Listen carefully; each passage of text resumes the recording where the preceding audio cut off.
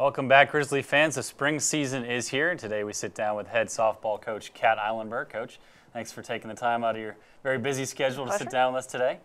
Well, the team is off to a great start so far, a 3-3 record against a very stiff schedule, stiff competition. First, though, take us back to February 9th, opening day for the team. What was it like sort of seeing it all come together for the first time? Well, you put it best in the question. You say come together for the first time.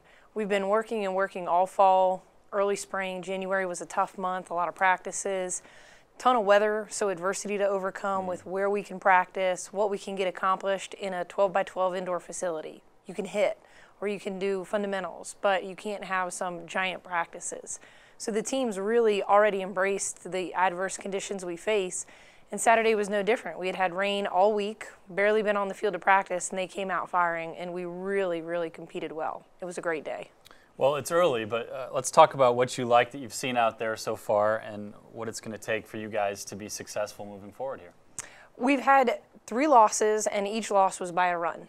Each of those 3 losses in the 7th innings, we had runners on. So it becomes execution.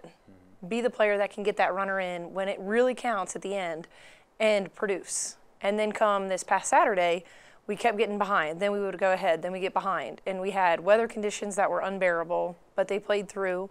We had maybe some dynamic behind the plate that was less than ideal, but again, they overcame it. So even though our pitcher would walk somebody, our team would come up with a double play. And then our girls would come in, get their walks, and then come through with a double or a triple. So they really have begun to grow in those adverse conditions that we've been facing.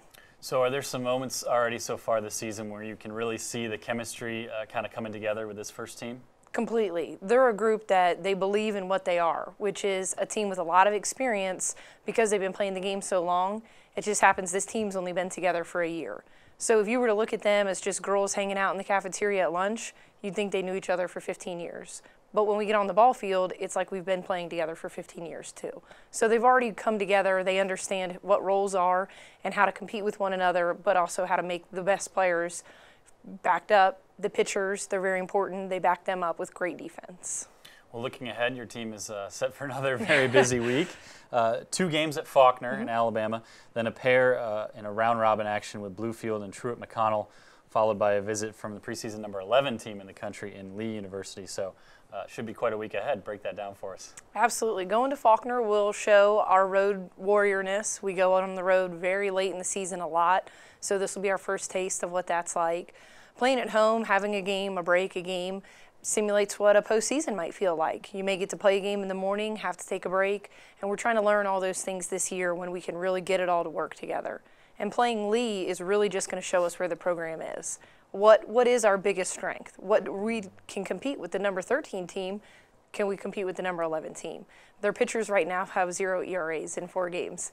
That's a daunting task. I want to give them an ERA.